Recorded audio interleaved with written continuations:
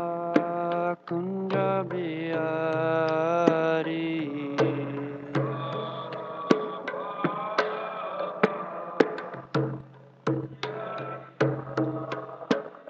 Jaya Radha Madhava Kunja Bihari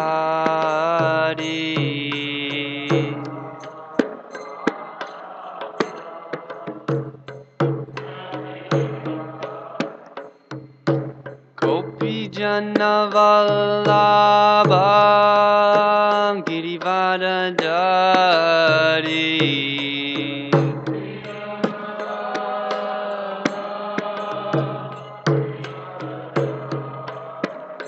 Jaya Gopi Jana Vallabha Girivardhari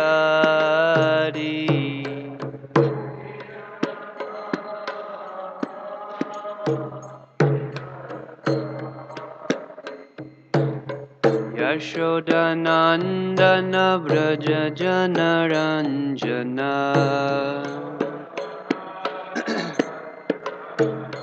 Yashodanandana Vraja Janaranjana Jamuna Tira Vanachari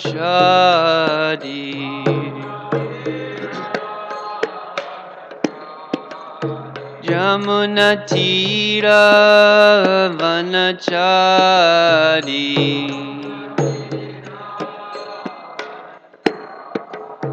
Jaya Radha Madhava Kunja Bihari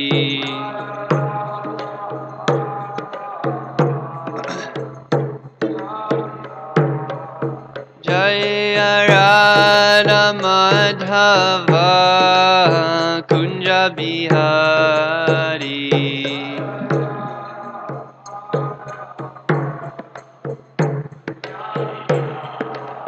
Gopi Jana Vallabha Girivardhari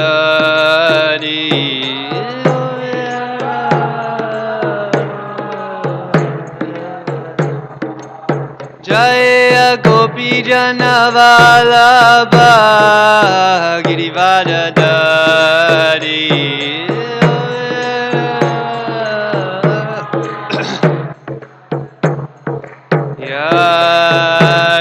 Yashodanandana Braja Janaranjana Yashodanandana Braja Janaranjana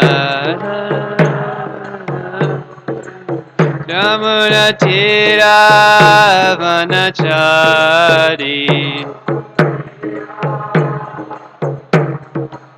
Jamuna Tira Vanachari Jaya Radha Madhava Kunja Bihari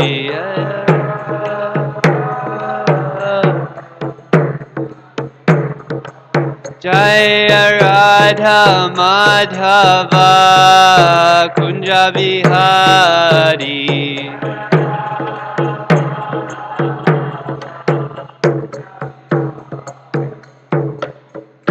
Hare Krishna Krishna Krishna Hare Hare Hare Rama Rama Rama Hare Hare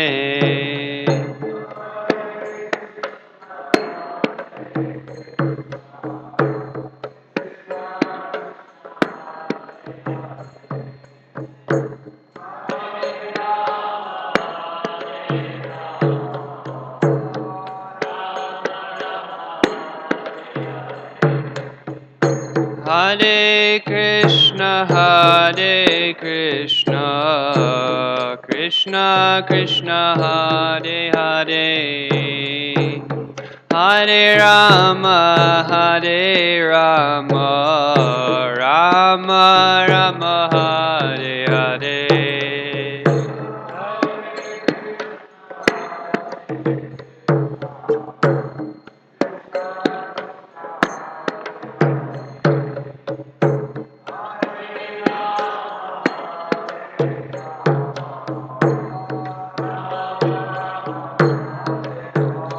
Hare Krishna, Hare Krishna, Krishna Krishna, Hare Hare, Hare Rama, Hare Rama, Rama Rama, Hare Hare.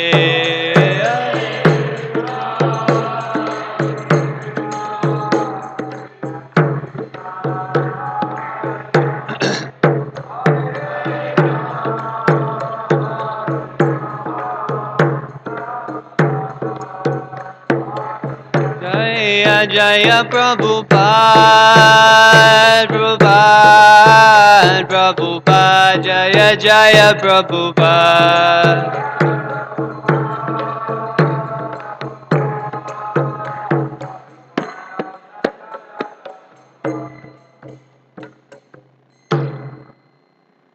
Jiva Prabhupada ki Jai, Srimad Bhagvatam ki Nitai Gaur Premanandi.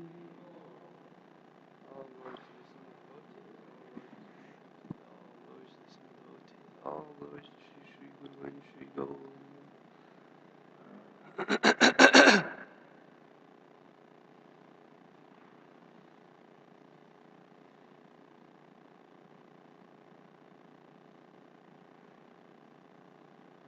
Continue readings from Srimad Bhagavatam, Canto 5, Chapter 18,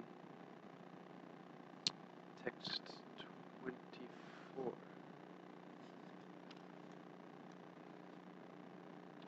Om Namo Bhagavate Vasudevaya.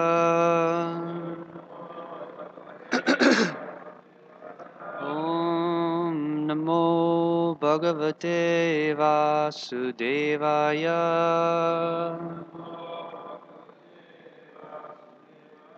Om Namo Bhagavate Vasudevaya.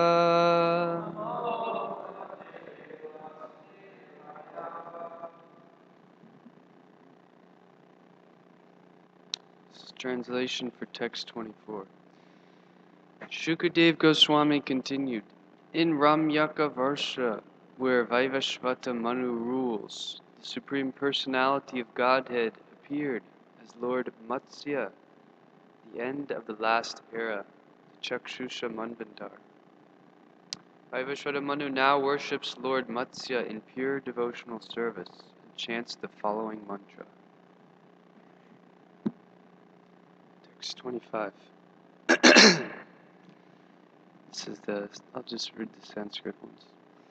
Om Namo Bhagavate Mukyattamaya Namasatvaya Pranaya Yujase Sahase Balaya Mahamatsyaya Nama Iti. Translation. I offer my respectful obeisances unto the Supreme Personality of Godhead, who is pure transcendence.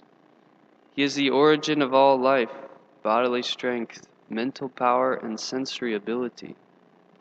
Known as Matsyavatar, the gigantic fish incarnation, he appears first among all the incarnations. Again, I offer my obeisances unto him. Purport. Srila Jayadev Goswami sings, Pralayo Payodi Jale Dritavan Ashrivedam Vihita Vahitra Charitam Akedam Keshavadrita Narahari. Keshavadrita Mina Sharira Jaya Jagadisha Hare. Soon after the cosmic creation, the entire universe was inundated with water. At that time, Lord Krishna, Keshava, incarnated as a gigantic fish to protect the Vedas. Therefore Manu addresses Lord Matsya as Mukhyatama, the first incarnation to appear. Fish are generally considered a mixture of the modes of ignorance and passion, but we must understand that every incarnation of the Supreme Personality of Godhead is completely transcendental. There is never any deterioration of the Supreme Lord's original transcendental quality. Therefore, the word Sattvaya is used here, meaning pure goodness on the transcendental platform. There are many incarnations of the Supreme Lord: Varaha Murti, the boar form; Kurma Murti, the tortoise form; Hayagriva Murti, the form of a horse, and so on. Yet we should never think any of them material. They are always situated on the platform of Shuddha Sattva, pure transcendence. And actually, we'll do one more text. That was a little introduction. One more translation. My dear Lord, just as a puppeteer controls his dancing dolls, and a husband controls his wife, your Lordship controls all the living entities in the universe, such as the Brahmanas, Kshatriyas, Vaishyas, and Shudras.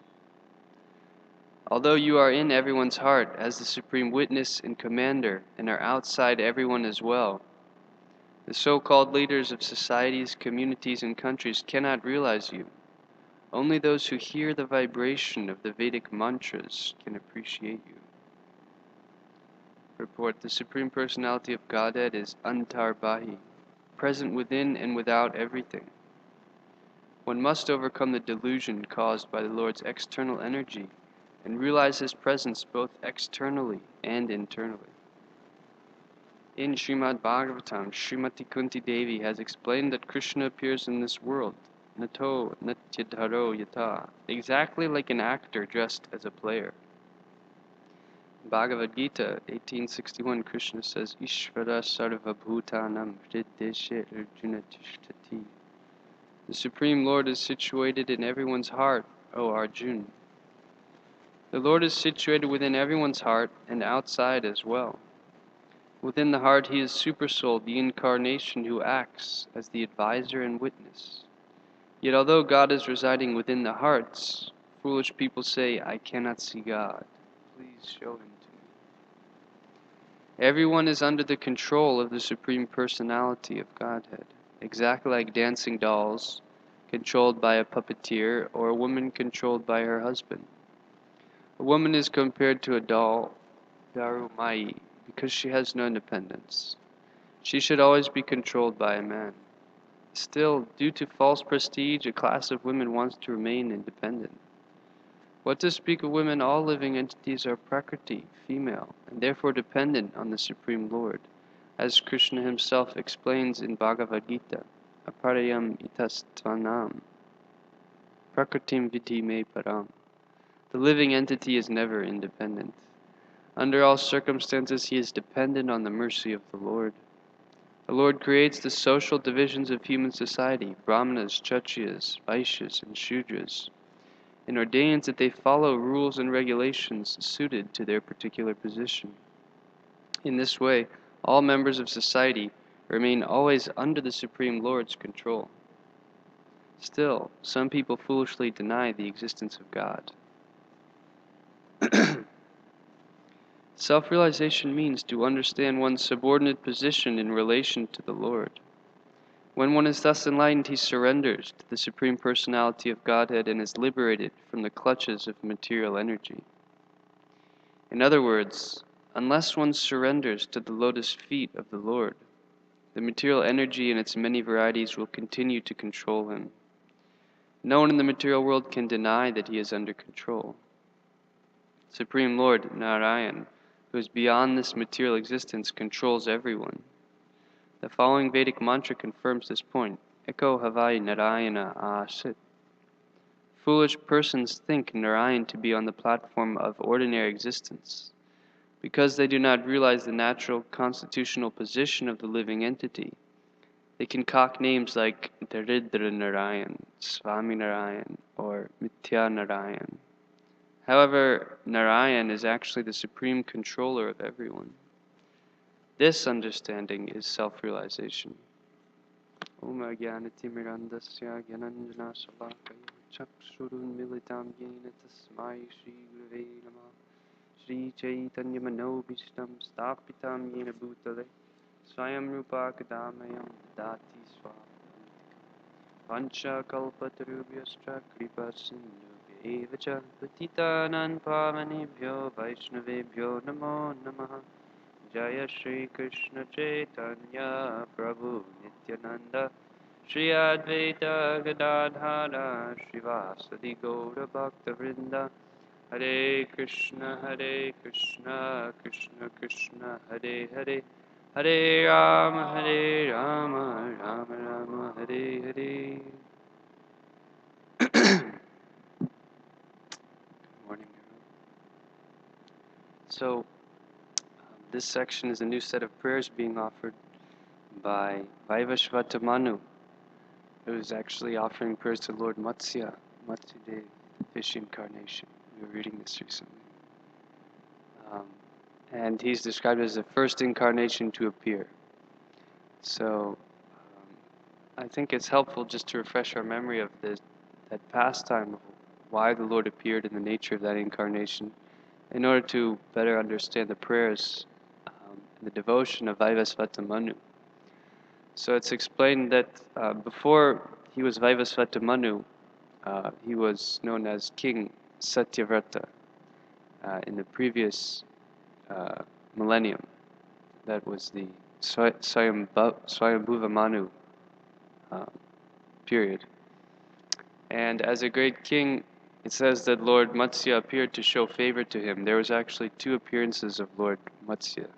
The first one was to save the Vedic knowledge, because Lord Brahma was emanating the Vedic knowledge. At the end of his day, he was getting tired, and the demon Hayagriva stole the Vedic knowledge. So the first Matsyadeva incarnation actually was to kill the demon Hayagriva and to rescue the Vedic knowledge. But the second incarnation during the next millennium was to show favor to King Satyavrata. So he was a very pious king, a very devoted king, and the pastime is that it was getting towards the end of Brahma's day, and so Brahma was getting tired, and the waters of inundation were soon to come. At the end of Lord Brahma's day, there's a devastation. So King Satyavrata went to the water, and I believe he was doing some sort of duties in the river or the sea, and a small fish appeared in his hands and was swimming there. And he saw the fish and he threw it back into the water. But as a great king, the fish then replied, "My dear king, please protect me. There are many great living entities here in this sea that can easily devour me. Please give me protection." So very happily, as a king, as his duty to give protection, he very happily took the fish and placed him in a small pot. And so he was satisfied to do his service. The fish was content. But the next day he came, and the fish had grown so much that he was too big for the small pot. So the king, and he requested, he said, "My dear king, please offer me a suitable place. This is not sufficient for me." So the king took the small fish and threw him in a well. Immediately the fish expanded to the size of the well, 3 cubits, and he was unable to fit in the well. And he requested again, "My dear king, please provide me a suitable place. I've taken shelter of you. Please provide me somewhere." So the king took him and he threw him actually in a lake, a small lake. And again, immediately the fish assumed the form the size of a lake and requested the king, "My dear king, please protect me. I've taken shelter of you. Provide me a suitable living space. This is too small." So he found another lake. He put him in the largest reservoir of water. He put him in there. Immediately he expanded that size. So finally he took him, he threw him in the sea. When they expanded to a size beyond capable of being held in the sea, immediately he had the revelation. The light bulb went on. The aha moment. And he realized, this is the Supreme Personality of God. This is my worshipful Lord, who's appeared in the size of this gigantic fish. So he asked Lord Matsya, "What is the reason for your incarnation? Why have you appeared this way? And please explain about yourself to me." So then Matsyadev explained that I've appeared to show favor to you, and actually the devastation is about to occur. very soon the rains will start coming, and the whole world will be inundated. So what you need to do actually, at that time, I will send a great ship, a great boat to you. And you board that boat with great sages and rishis and all the herbs and plants, and board that ship to protect you from the water of inundation, and I will protect you. Actually, what you should do is take the serpent Vasuki, the serpent, and tie him to my horn. And then when the water of inundation comes for a very long time, for the night of Brahma, you'll be protected. You will be safe. Many of you have probably seen the illustration. And this is in some temples also. We have a small picture up there. So that's what happened actually. The waters of devastation came, and he boarded the ship with all the rishis, and the rishis were saying, we just have faith in the Lord. If we just pray to the Lord, surely he will protect us from this calamity. So they boarded the ship, and Lord Matsya, he manifested a form 8 million miles long. I don't know how long, what the diameter of this planet is. Does anyone know? Siddharth? Yes. How many miles? It's 10,000 miles. This planet. So he assumed a form of 8 million miles. So even greater than this planet. Of course, because the inundation was for all three worlds.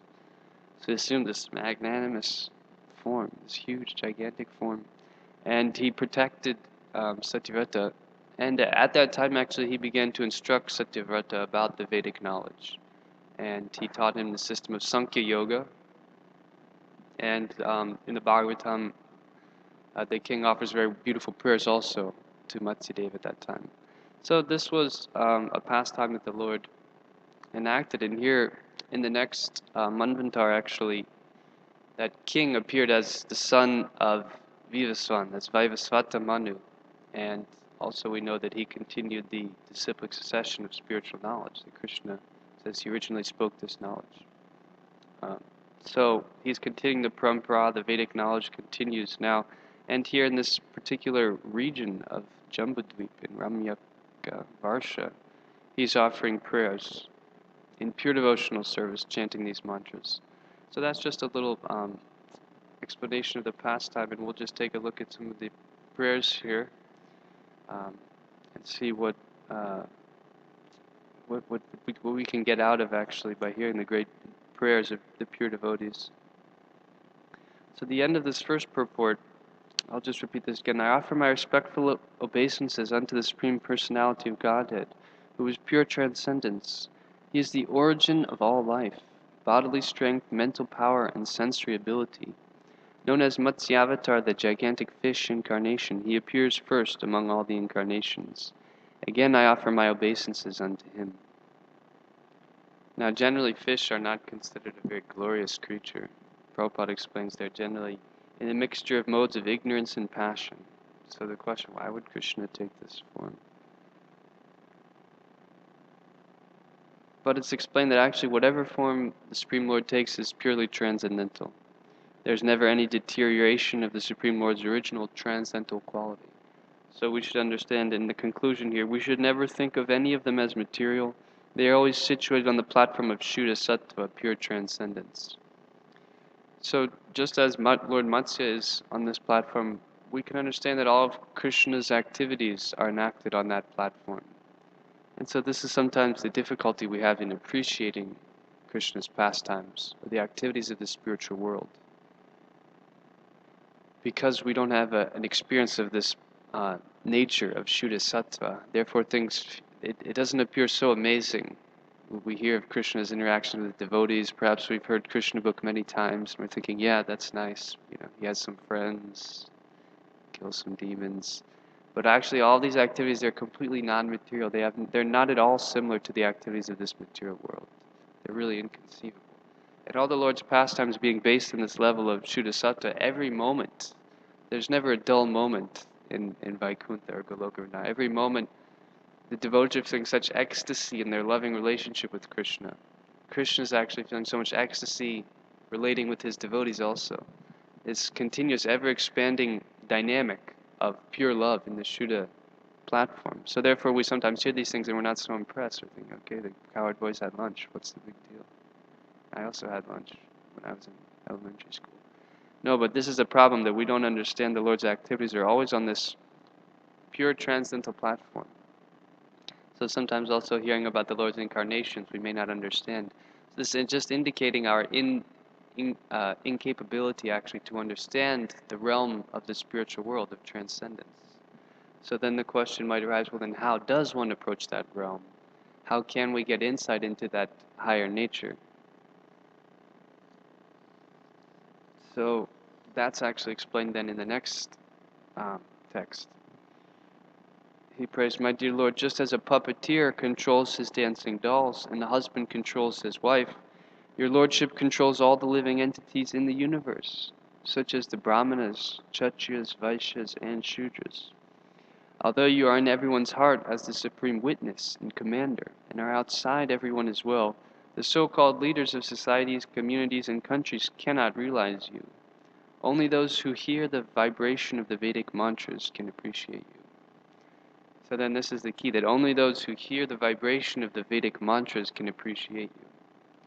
By just giving submissive oral reception to the messages, actually it awakens our appreciation and our understanding of Krishna's nature. This process is described actually as very simple, submissive oral reception. Because what that does is it allows us to receive something from beyond our capacity. With the material mind senses, it's using a very limited machine to try to receive something of a much greater quality.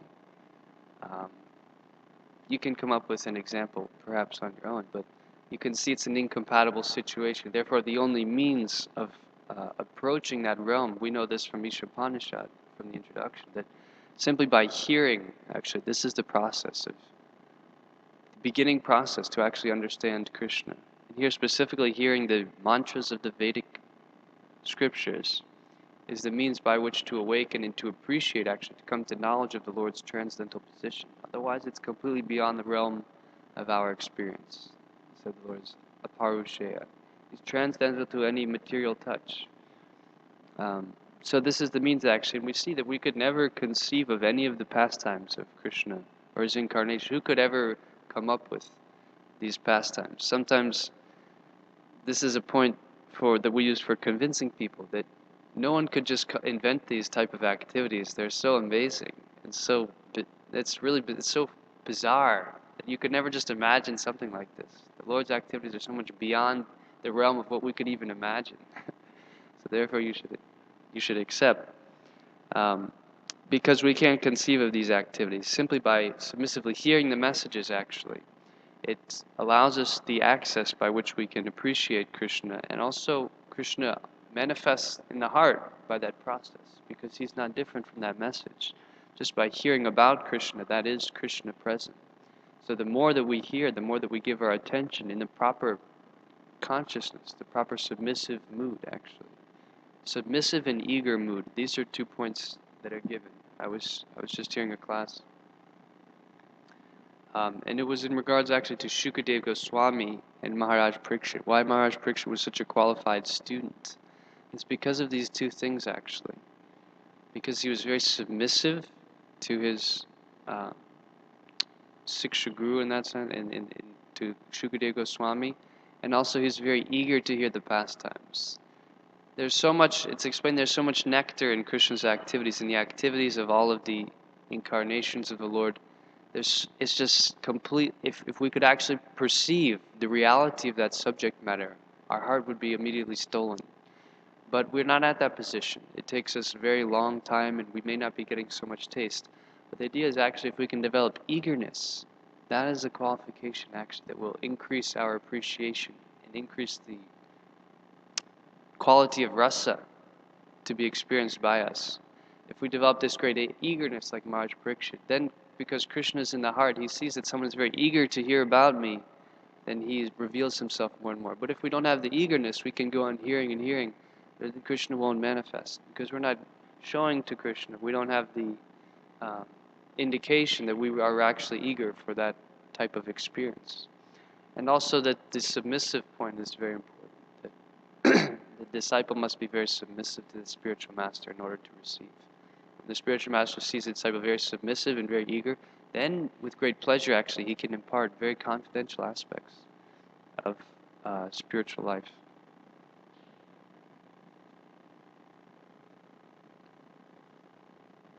So the purport also, there's a number of points being mentioned.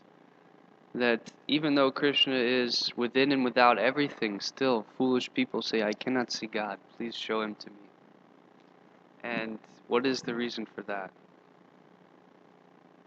Why is that maybe I'll just ask a question. Why is it that even though Krishna is within and without, foolish people say, I cannot see God, please show him to me? What's the reason for, how is that possible?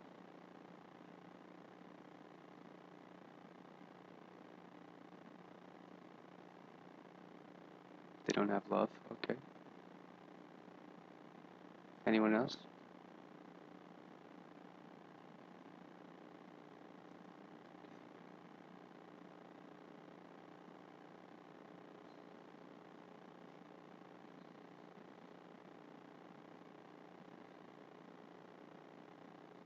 Okay.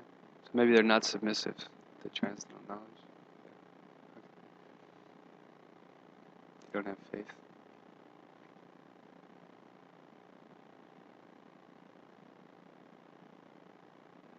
Mm-hmm. Anyone else?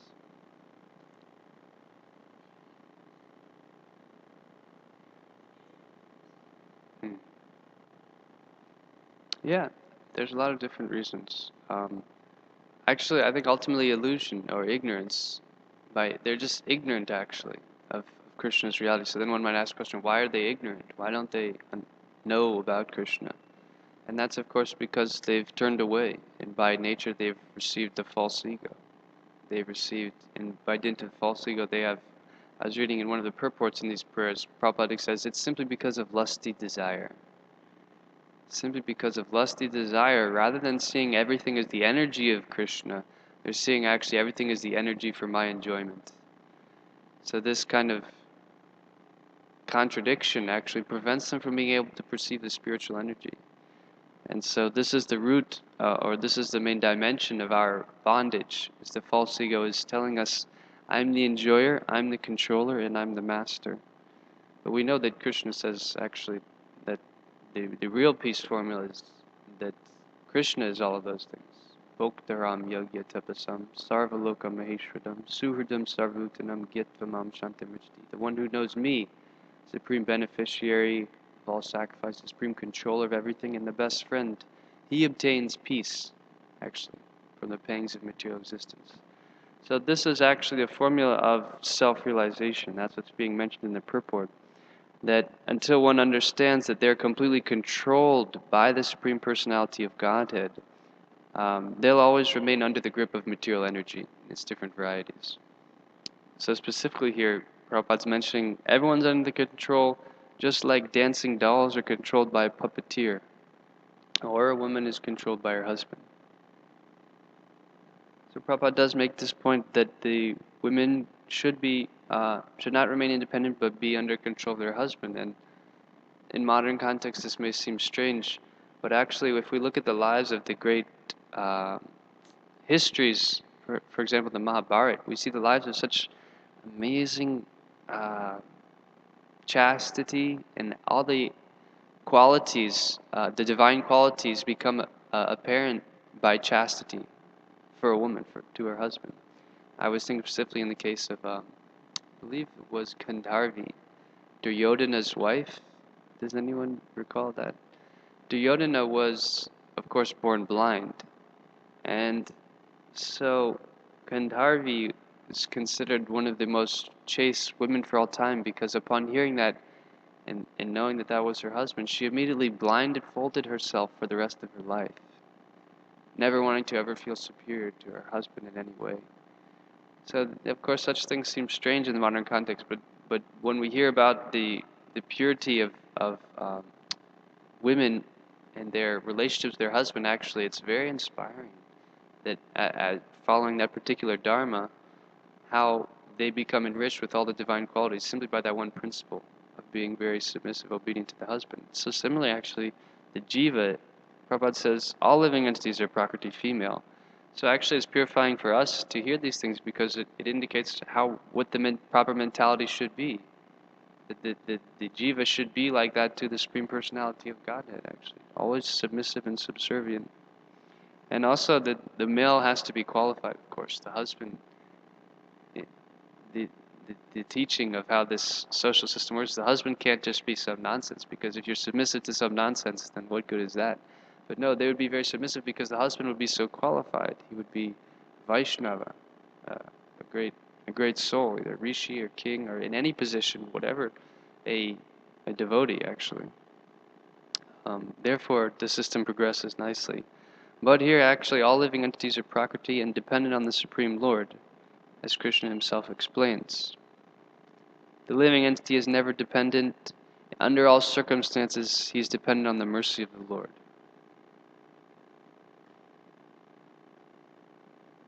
So we see that this is, of course, our greatest problem, and how beneficial it is to understand modern society in light of this understanding.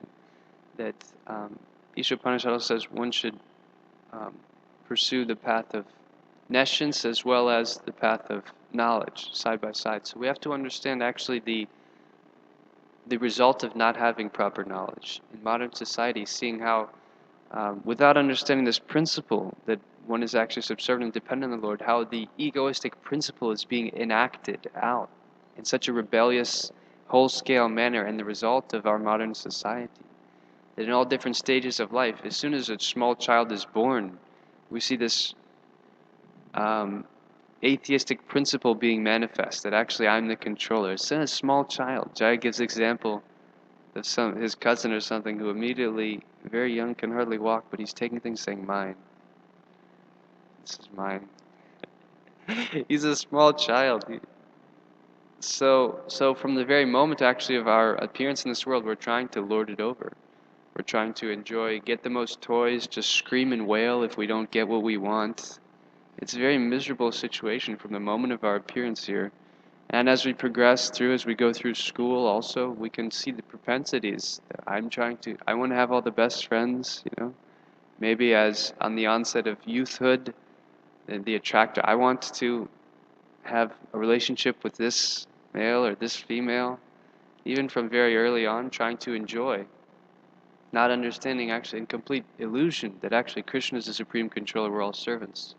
So then in school, trying to be the best at everything, trying to excel all others, sports, academics, so many different ways. Then graduating, now you have to enter, they say, the real world. What is there? The illusion world. The real world of illusion, of trying to be a master of matter. Going around, okay, I have to get the best job now, and now I have to take care of I and mine, the family structure must be very nice with the house. All the way till the age of old age and disease and death, still trying to lord it over that now we can retire, honey. We can go on the cruise and enjoy this way. No, but then the body, now the time is up. The body's not functioning so well. So the extreme frustration and misery that comes at that point, that there's very high suicide rates. People, they can't take it. They can't enjoy. They leave their body willingly. Can't take this anymore. I'm not the controller, the master. So this is all, of course, the root of our material situation and the exact opposite of our eternal constitutional position. Self-realization means to understand one's subordinate position in relation to the Lord. When one is thus enlightened, he surrenders to the Supreme Personality of Godhead and is liberated from the clutches of material energy. In other words, unless one surrenders to the lotus feet of the Lord, the material energy in its many varieties will continue to control him. So then this is the next step, actually. If we're following the sequence properly, then what we have to do is realize our subordinate nature and actually surrender. Until actually one surrenders, material energy in its many varieties will continue to control him. And surrender it's a particular word, of course, but it has a very deep meaning, and we know that it's explained in 6 different ways. But the problem that with such a deep-rooted egoistic conception, our conception of surrender can even be materialistic. We're thinking, okay, I'll surrender, things that are in regard to I and mine, without actually understanding that everything belongs to Krishna. So, we have to have a proper spiritual conception of life in order to properly surrender. And then we understand, we can appreciate that this is the highest spiritual principle, to surrender to the will of God. The perfection of the living entity lies in one simple thing: surrender to the will of God. It's not that we have to do anything very big.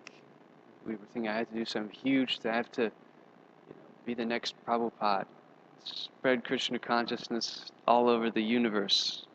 I have to, have so many disciples. I have to be the foremost scholar in ISKCON, and I have to be the greatest. So many different things. The mind is doing this. It's telling us this is how you'll be successful. But the principle of success actually is just to become surrendered to the will of God. Just like we know Lord Chaitanya's instructed, Trinadapi Sunichena. So just like a small stick or a piece of grass, if the wind comes, it just blows wherever the wind takes it. It's not gonna argue with that or try to do something different. So similarly, the jiva has to be in this position of complete full surrender, that whatever Krishna wants me in any situation, that's my success, that's the perfection. Not that I have to do this or do that, but I have to just subjugate my will to the will of God. If He wants me to do some big service, then that's fine. But the operative principle is that I'm surrendered to His desire. Or if He wants to keep me in a very lowly, menial position, no one even hears about me, no one even knows about me, I'm just doing my service, then that is the perfection. So sometimes I hear many people actually say that the word surrender has a unique connotation. That we hear surrender and we think, okay, hands up, bring out the white flag. And people, they say, but I never really understood that emphasis, or that doesn't make sense to me. But on a personal note, for me, that makes perfect. That's when I think of surrender, that's how I think and that's how I feel. And in regards to Krishna, it seems appropriate. When I hear about surrender, that's what comes to my mind, and it's pacifying. Thinking that, okay, I Krishna, we come before the deity usually like this, but Krishna says surrender, so we should just come like okay, bring out the white flag. I've been trying to lord it over since, as we said, the moment of my birth, what to speak of many other lifetimes, and now I'm just surrendering. You're the supreme control, you're the master, and my perfection lies in just being surrendered to you. So I always actually appreciated that kind of warlike description of surrender. It seems quite logical in our situation because our false ego is so much really at odds with Krishna. It's like a battle in some sense. So, yes, the material energy in its many varieties will continue to control him unless one takes up the principle of surrender. And we know there's these different limbs of surrender also that are just helpful to review, because this is one of the most important principles of spiritual life. And even though we may have a general sense of what it means, I surrender, but then how do we actually act that out in our day-to-day life or in our services? We want to go very deep into that mood of surrender. So maybe we can just review what those aspects of surrender are. There's considered 6 limbs of surrender. Does anyone recall those? Yes. Okay, just give one. Accepting that which is favorable for one's devotional service. Yeah, this is very important actually. Thank you. Anyone else? 6 limbs. Now there's 5 left. Raktak? Yes. So consequently then rejecting that which is unfavorable. Okay. Anyone else? 6 limbs of surrender, very important. Everyone should know this.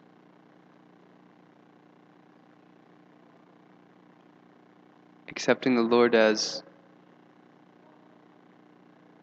one's only protector. If you want to actually surrender, like in a battle, if you surrender to someone, then you're dependent on them. Not that you surrender and then you still have your own program. But if you surrender, then that person is a protector, just like taking shelter of someone. Like this small fish, it took shelter of the king. Of course, this is the Lord's pastime. because it's unique, because here the Lord is taking shelter, seeming to take shelter of the king. Of course, all living entities are always taking shelter of Krishna. But so he's taking shelter, he's accepting the king as his protector. That in all circumstances, I don't have to protect myself, I've taken shelter of you. And we can see in the pastimes, the activities of Krishna, how much he's taking care of his devotees and protecting them in all circumstances. The cowherd boys, they're just marching into Gahasura, the mouth of a Gahasura. They know Krishna will protect us in any situation. So this is very nice. Accepting the Lord, only Krishna as one's protector. Actually, no one else can protect me. And thinking that anyone else can protect me is an illusion, as Prahlad Maharaj explains.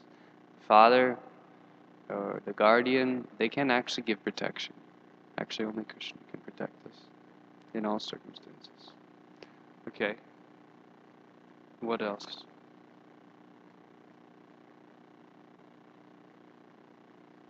Anyone else know? As the only master, the maintainer. Yes. And then, similarly, a surrendered person, maybe in the battle, you lost the battle, so now you're under complete control of the opposing party. Whatever they do with you, you're at their mercy. So similarly, when we surrender, then we're dependent on the Lord to maintain us. This is very important, that we don't think I'm maintaining myself for working, or even in the temple that, that I have to take care of myself. I have to carefully ration out the prasadam, otherwise I'm not going to get... No, the proper mood is that Krishna will always provide what I need, actually. That he's going to protect me, and only Krishna is maintaining me.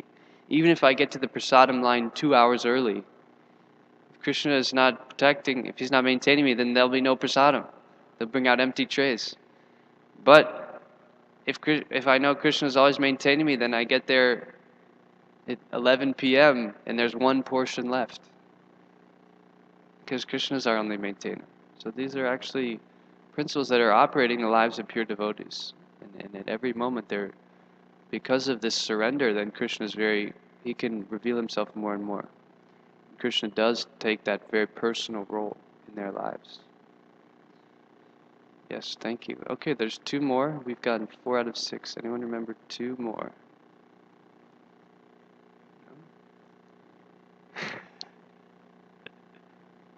Atmanivedanam. Thank you. Yes. Atmanivedanam is described as full surrender. And the other one being to remain humble, always meek and humble. So they all go very well together. You can't surrender unless you're humble, unless you're meek, actually. The false ego doesn't allow us to surrender. The whole nature of false ego is that I'm the master. So one must always remain meek and humble, and also full surrender. That means just assimilating all of the points and actually living with that mentality.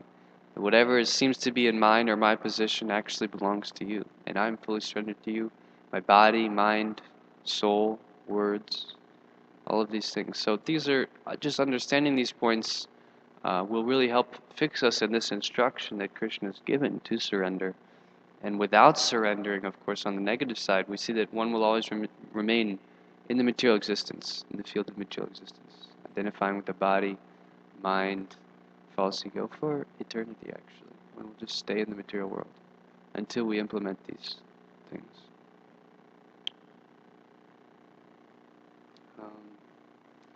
Now, I think before we close, there's just because Bhaktivinoda Thakur, of course, in his Sharanagati prayers, has written songs on each of these limbs of surrender.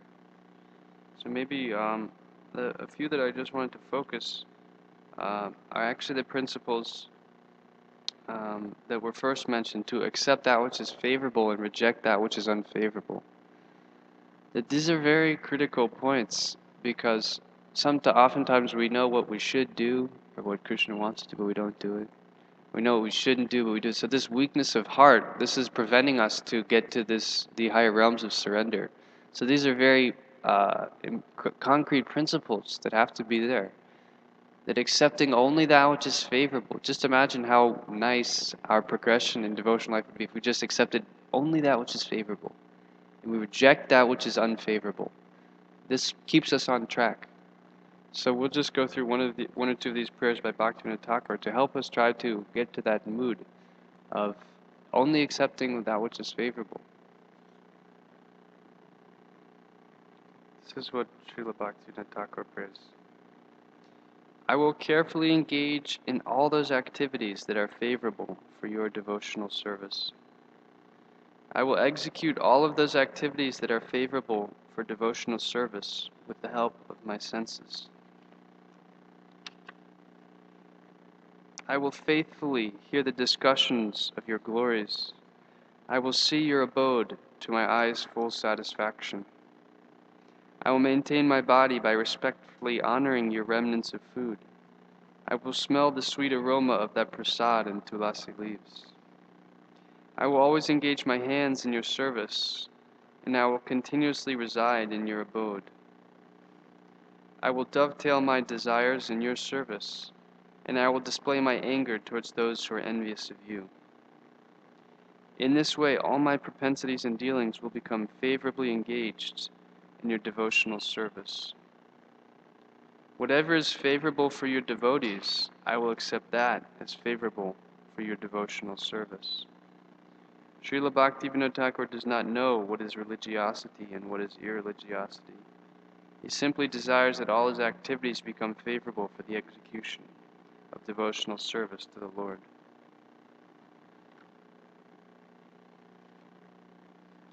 And on the converse, in order to do that properly, then that entails giving up that which is unfavorable. So I'll just share the converse. With great care and attention, I will give up all those activities that are unfavorable for rendering devotional service unto you. I will not associate with people who are averse to your devotional service. I will never see the faces of those who are envious of Lord Gauranga.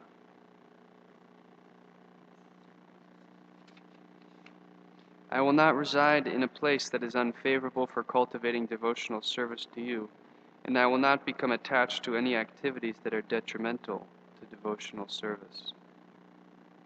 I will never study any literature that contradicts conclusions of devotional service, and I will never hear a scriptural commentary that does not advocate your devotional service.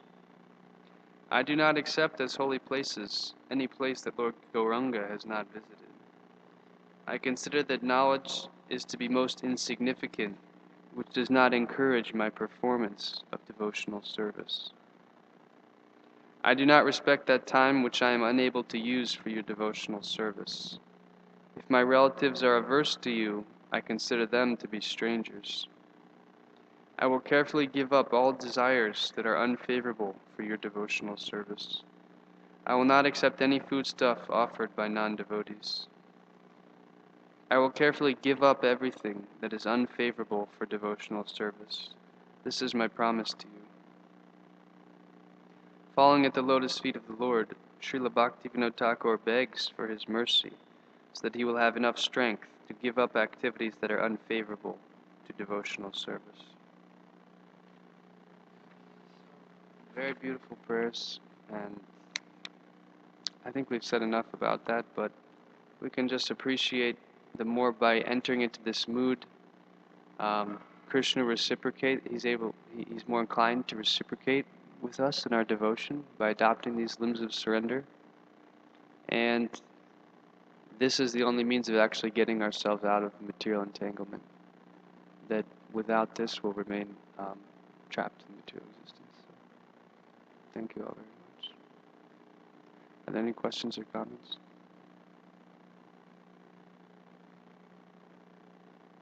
Yes.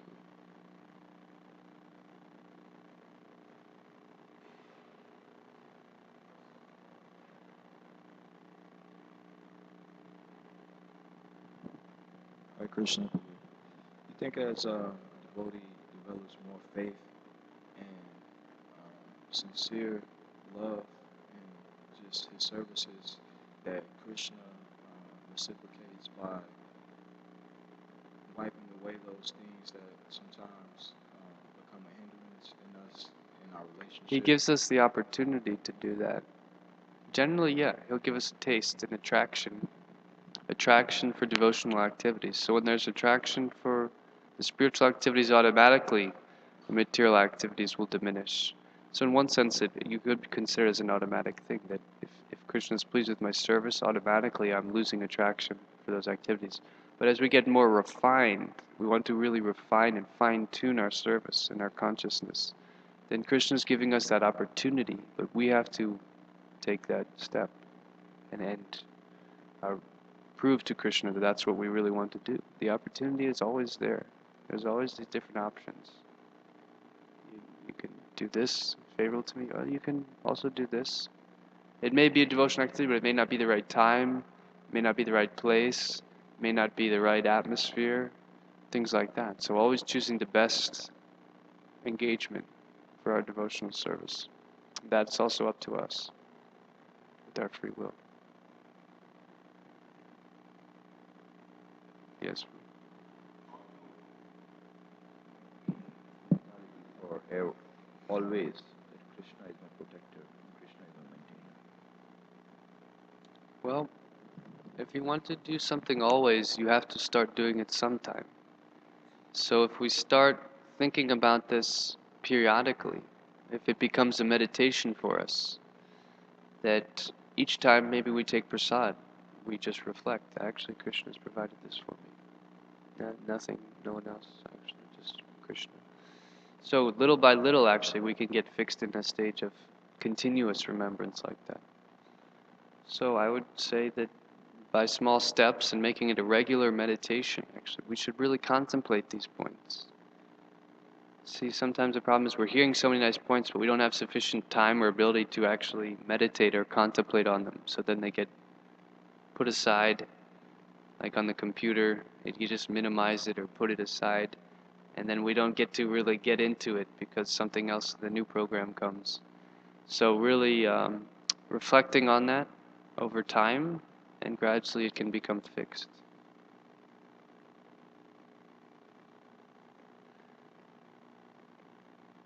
Anything else?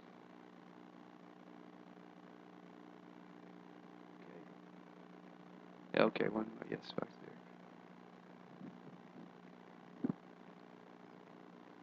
You were mentioning subordinates. I was wondering if you could talk a little bit about the differences between the qualities of subordinates and blind following, the difference between the two. Yeah, Prabhupada always discouraged blind following. Krishna consciousness is a science. That means there's a process, and it's up to us actually to properly educate ourselves in the nature of that science. Just like generally before taking initiation from a spiritual master, one has to be tested, or they have to understand what the qualifications of the spiritual master are, what the qualifications of the disciple is. Many different principles that we have to ourselves become familiar with in order to make sure that we're not just doing something blindly, that the spiritual master doesn't actually appreciate if we're simply on the level of not intelligently following. Now, in a certain context, Prabhupada does use the word, I blindly follow my Guru Maharaj.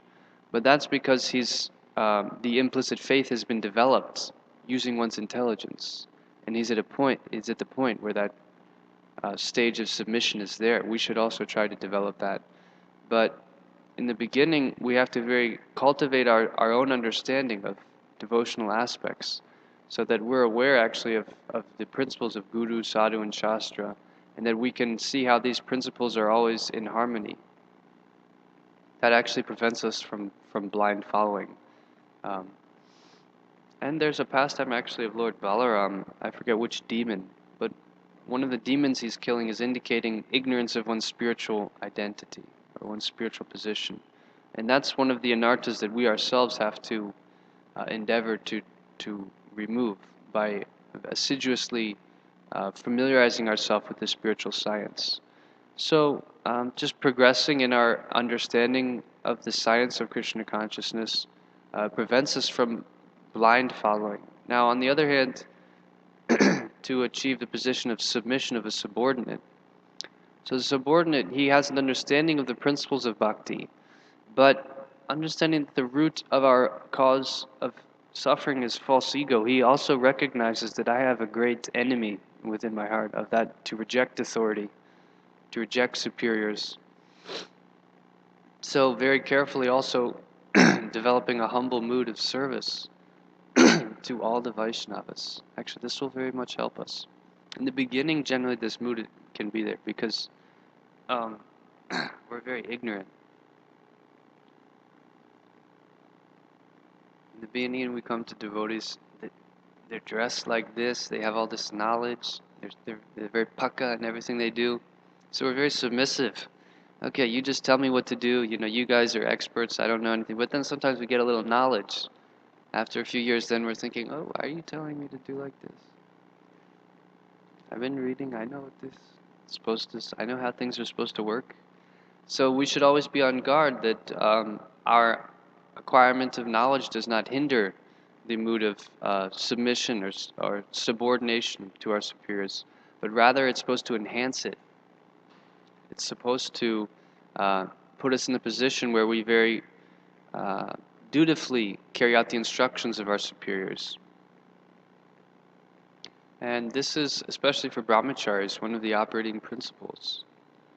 Brahmachari means the menial servant of the spiritual master, and therefore those who represent the spiritual master, the authorities.